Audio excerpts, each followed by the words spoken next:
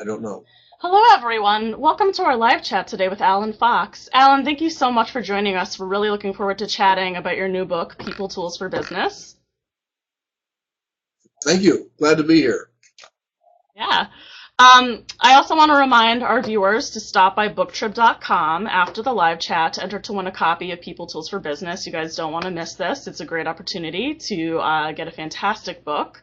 And so, Alan, before we begin the questions, could you tell us a little bit about yourself, your background, and your new book? Absolutely. Um, I like reading. I like education. I went to school in undergraduate in accounting, became a CPA with a national CPA firm because one of my real loves is numbers. And I then went to law school because my parents said, be a doctor. Well, not for me, thank you very much. So I went to law school and practiced law.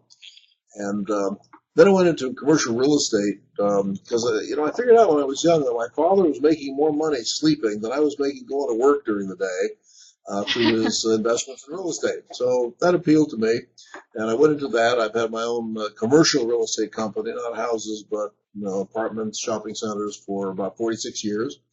And I've always wanted to be a writer, and I've written People Tools over about 20 years, which came out in January.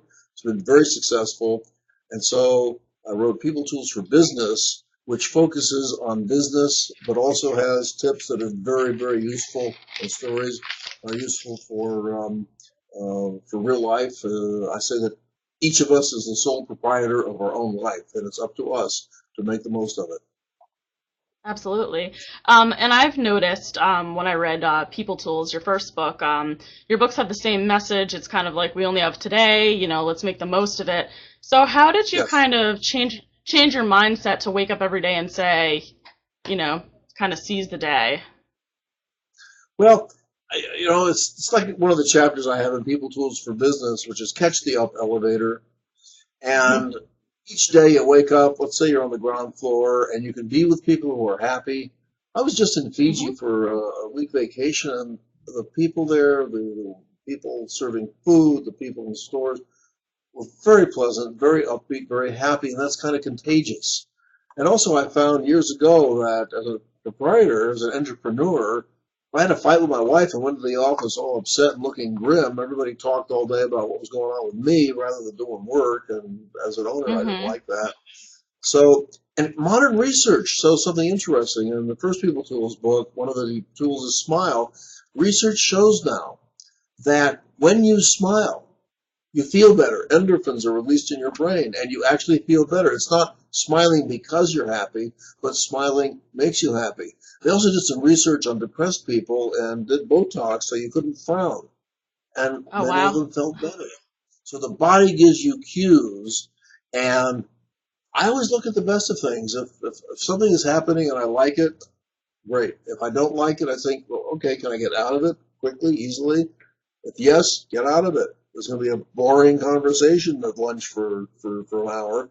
If I can't get out of it, I'm going to enjoy it. I'm going to look to the food, the restaurant, um, think of my own thoughts, meditate, and do Hmm. whatever I can to make my life as pleasant as possible every day. Great answer. There's a lot about personal relationships in the books, and why do you think relationships with others are an essential part of a successful life? Well, I mean, it's clear to all of us that we need other people. If I woke up tomorrow morning and I was the only one in the world, I mean, I would have to do everything for myself. Life is based upon meeting people who I don't grow the food. I don't deliver to the grocery store. I don't run electric companies to deliver electricity. Other people do that, and so all the time we interact with other people on subway cars, driving on freeways. We are always interacting, and 10,000 years ago, we probably lived in tribes of 100, 150 people. Now we live Hmm. in cities with millions and tens of millions. We interact closely all the time. So I say the better you can do that, interacting with other people, the more happy and successful your life will be. Shannon has a great question. She says, "Do you think there is a difference between having a job and having a career, and should one make you more happy?" than the other? Great question. Um, I think that depends on the individual. I have a chapter Mhm. called Ready, Aim, and the implication is fire. And what you have to do is find your niche in life. Where do you belong? In what occupation or career? And that might change. I have a woman who's been a trial attorney for 36 years, and she's 65, and she's burned out. She doesn't like to do the research. She doesn't like to go to court and argue. She wants to help Mhm. people. So she's probably going to change career in this case. Maybe not her job of being an advocate, but change her career. Perhaps help people from other countries get asylum in the United States, something like that. So I think a career is long term. A job is what you have to implement a career. But you can have a career of being an accountant, an attorney, a writer, and not enjoy a specific job. And I think it's up to you to find what you enjoy at any given time. Excellent. Georgia says, you talk about magic pianos in your new book, People Tools for Business. She wants to Yes. know, can you talk a little bit about that experience and kind of how we can look for magic piano moments in our everyday lives? Yes. This is really a story about a 4-year-old boy. And I had a cabin at Lake Arrowhead near Los Angeles many years ago, Mhm. and my law partner at the time owned part of it. And one day I was there with his 4-year-old son, and we had a player piano. So we put a paper roll on, and the roll is going, and the keys are going, and the tune is coming out. And this boy looks at the piano wide-eyed. He said, "A magic piano. The kids at school are never going to believe this." And I take that to look at life through that boy's eyes every day. I mean, I look at airplanes flying from Los Angeles to London in 10.5 hours. That's magic. I can wiggle my fingers and communicate with someone in India and in London at the same time. This is magic stuff. So there's a line in E. Cummings' poem, and down they forgot as up they grew. And I think in life as adults we tend to lose the magic and forget about that. Look at it with the naivete of a 4-year-old and enjoy all the magic things we have around us all the time. We have a question from Henry, which has to do with another chapter. What are some ways to deal with being fired, and how do you move on from there?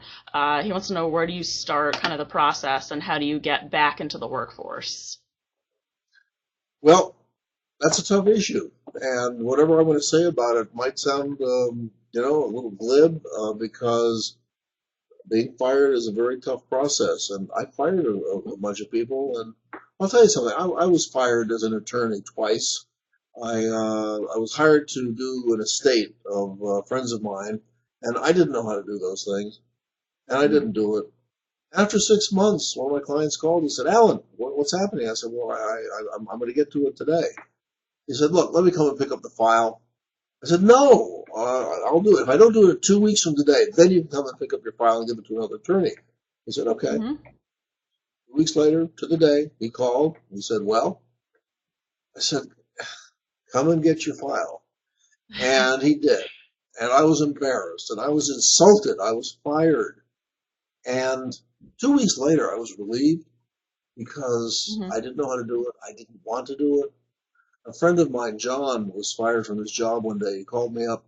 I said, "Alan, I've been fired." I said, "Well, are you in town?" He said, "Yeah." I said, "Let's have dinner." And I came to the restaurant about 6:30, and he was already, half into his bottle of wine. And I went into where the table he was sitting and said, "John, congratulations."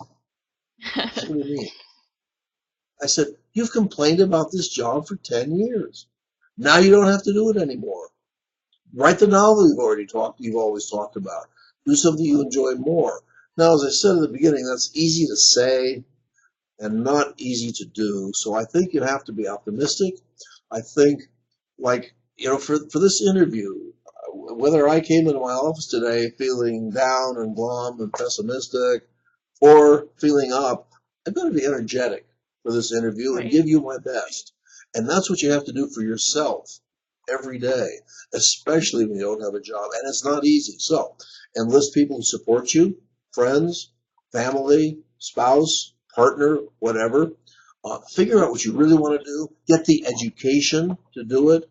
People have sometimes volunteered. I know in advertising agencies, difficult to get jobs years ago.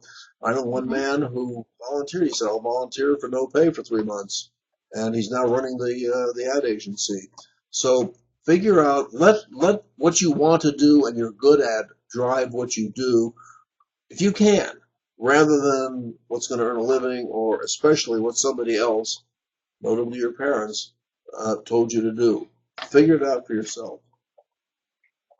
Excellent answer. Um, Shannon wants to know about toxic relationships. She says, what do you think is the best advice you could give someone who is hanging on to a relationship that is toxic or non-beneficial in the long run? Boy, I've had a number of toxic relationships in my life. I've written about them in People Tools for Business. And I was talking to a close friend of mine 2 weeks ago. She was distraught. Her husband was in business with the woman. They went out of business. The woman was behind his back and knifing him and all of that. Oh, And wow. he went into another business with her, and she did the same thing. She stole all of his emails. I mean, Oh, wow. excuse me. Toxic people are toxic. They are good at it. They are. Yeah. Someone asked me on my blog, what do you do when someone needs your friendship and sympathy? I'm going to tell you something. Some people are better at getting your friendship and sympathy and abusing it than you are Hmm. at fending them off because they do it all the time. And a Absolutely. woman wrote to me from Cleveland, her best friend of 15 years wouldn't invite her to the best friend's daughter's wedding, and she was up distraught. And she said, I read your first book. I just cut her off, and I felt so much better because she wasn't a friend of mine. It was take, Hmm. take, take, not give. So I think that good relationships have to be perceived by both people as approximately equal most of the time. Now, sometimes your friend goes to the hospital, and maybe that's not fun for you. Well, I think you should be there. But most of the time, it's got to be seen as approximately equal. So with toxic people, look, patterns persist, which is a tool for my first book. They're not going to Hmm. be any different next week and next year than they are now. Just cut them off, never Hmm. see them again. Don't even be tempted. I was tempted. My first wife, we separated because I thought she should change some things. And even I, Hmm. 3 months later, we had lunch, and I said, maybe we should talk about getting back together. And she said, well, to do that, you'd have to do a lot of changing. Not her at all, and that's what I didn't like. So Hmm. I thanked her for the reminder and cut toxic people off, get them out of your life, and you will put room in your life for people who will support you and help you and feel good to be around. So when it comes to like family businesses, I was thinking of this when I was reading People Tools for Business. When you just are at odds with family members, how do you know when it's time to step away? Because that could be a really messy process. Absolutely, and that's another very tough question and Hmm. it's tough to act on because you have competing needs. You want to be Right. family, you want to be supportive, you want to get the support of family, and yet the actual situation is toxic. And again, my second marriage, my mother-in-law one night when she was leaving my house after dinner, she reached out and she pinched me hard. And I was shocked, and I didn't know what to do. I went to her house for dinner a few weeks later. She did the same thing.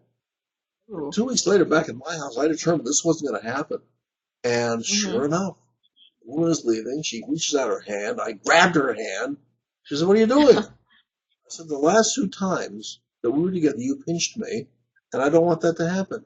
And this woman looked at me and says, "What's the matter, Alan? Can't take it?" As if I was wrong for not wanting to be physically hurt. Well, I don't care if you're doing that under the guise of family. Hmm. It's not acceptable. And I find that I've taught myself to draw a very firm line.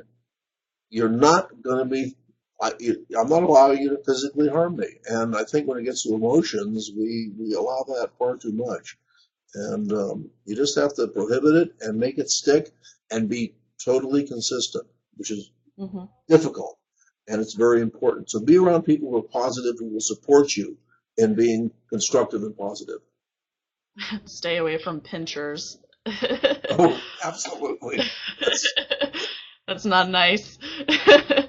um, Bre- Brenna has a question about closure. She wants to know, how important do you think closure is, and do you think that people can live a happy life without confronting someone that's done them wrong? I also have a degree in psychology, and there's a concept called closing the gestalt. We want to know how things Hmm. end. So if I tell you, I had this wonderful story about a little girl I saw on the street yesterday, Hmm. and I stopped. I said, well, what happened? What happened? And people often use that to hook you in and keep you hooked in. You want the end of the story. And it's like Right. watching the evening news, and they start the story, and then the TV goes out. Or you're watching a game of some kind, and the TV goes out. How did it come out? How did it come out? I've trained myself. If someone is using that on me to get me to manipulate me in some way, I just don't care how it came out. I don't care what Hmm. the end is. All I know is this is not feeling good to me, and I'm not going to be there anymore for it. And if someone does that repeatedly, I'm not going to be there for them because it doesn't work for me. I was reading a story about Buddha, and two of his disciples, one said to the other, "Who do you love most in the world?" And the other one said, "Myself." And Buddha said, "That's right. If you don't love yourself, then how can you be there for other people and be effective?" So you really, and it's not selfish. It's not, well, maybe it is selfish. It's not a bad thing to take care of yourself. There was Right. a philosopher, Hillel, who wrote, "If I am not for myself, who will be for me? But if I'm for myself alone, what am I?" So it's fine to support other people and to help, which is why I've written people tools. I want people themselves to be able to live a better life. Don't wait for the president. Don't wait for your doctor. Wait for yourself to have a Hmm. better, more productive, and happier life. Um, Courtney has a great question here that just came in. She says, your books are driven from your countless years and experience. And she says, when you decided you wanted to write people tools and people tools for business, how did you go about channeling all those experience? Did you outline key moments, or was it a different type of process? Well, again, a very good question. I think each of us has a different process. I've read about novelists who will write 50 pages about each character to learn themselves about the character. They will outline the book entirely. I don't do it that way. I Hmm. probably have ADD. I have a short attention span, so if I get inspired, um, buy a ticket, I write a chapter. It's 2 pages, 4 pages, 6 pages. I'll do it usually in one sitting and finish it. So for me, I get inspired by the idea, and I have a very associative memory. So I haven't talked about my mother-in-law pinching me for 2 or 3 years now, but that came up in response to the question. So my process works that way. Your process may work that way or differently. Honor your process, um, and, uh, and lead your life your way. And experience certainly, I think, is the best teacher. And as I've written, preferably somebody else's experience. So, Hmm. I've had lots of painful experiences. Read about some of mine, and maybe you'll learn to avoid those same experiences or similar experiences in your life. Or read about Excellent. what works and, try it Right. out. Lay, she has a question. She wants to know, what's the difference, the major difference between people tools and people tools for business? Um, Let me see, did it go through? Oh, didn't go through. Where did it go? Well, she wanted to know if they were interchangeable, the two. Could you apply Well, both to, you know? yes, they really are, because people tools itself, I mean, when you get along better with yourself and other people, that certainly applies Hmm. in business and in anything. And people tools for business, it's more business oriented. I mean, but for example, a people tool for business is, I read a story in the Wall Street Journal years ago. A man took a Hmm. course for one day on a Saturday with a Harvard business professor who passed out the 10 rules for business. Rule number one, don't run out of cash. Rule number Hmm. 10, don't run out of cash. And said the other 8 rules aren't nearly that important. Well, that absolutely applies in business. I think it applies in life as well. So that involves planning and having enough resources to meet your needs as those needs arise, or to be able to pay for what you order on your credit card. Hmm. So I think People Tools for Business has more of a business focus. I talk about budget, don't budget. Well, you have to budget in a business. And a lot of people are terrified by it. My brother asked me for business advice. I asked him for his financial statements. He said, I don't know. This applies to a lot of people. That's not a bad thing, but Hmm. budget is just a list of expenses. How much is your telephone? How much is your rent? How much are your salaries? And then what your income is. So the concept is simple. And so the concepts of people tools can apply to business. The concept of people tools in business can also apply in your personal life. So I think to that extent they're interchangeable. And right now, for next year, just as a hint, I'm writing people tools for couples, Ah. which is very interesting. And again, that applies across the board. Hmm. Yeah, that was one of the next questions, what you're working on next. Sounds I'm amazing. working on I'm working on people tools for couples. And by couples, I don't mean just partners who live together. Right. And I mean any interaction. You go to a bank with a teller, you pass someone on the street for Hmm. at least a moment. You're a couple, and you have interchange. You see each other, and I think it's important to do each of those as well as you possibly can. And my goodness, I've been married for 35 years, and I've learned a lot, and I continue to learn a lot every day. And I'm trying to pass that along so that you can use what I've learned, hopefully, and expand on it. Develop your own people tools, techniques for dealing with yourself and other people in different circumstances. I'll have to pick it up. I'm excited to read it. That's going to be, I think, I'm most interested in the couples kind of Yeah, arena. Georgia has a question that's a bit off topic. She wants to know a little bit about Rattle Poetry Journal and how that got started and your involvement in that. sure. I was studying with Jack Grapes, a very, very good writing teacher and poetry teacher in Los Angeles. Like I saw Jack just the other day. And one day in class, he said, I'd like someone to do a chapbook. That's a small book of poems written by people in the class. So, each of us could put a poem in and we'd have a record of the class. And he asked for volunteers, and nobody volunteered. And I thought, well, I have a secretary. I can have her do it. So I volunteered. And Hmm. she came up with the idea of rattle, rattle the establishment, maybe rattle if it has implications. I personally would not have thought of that idea.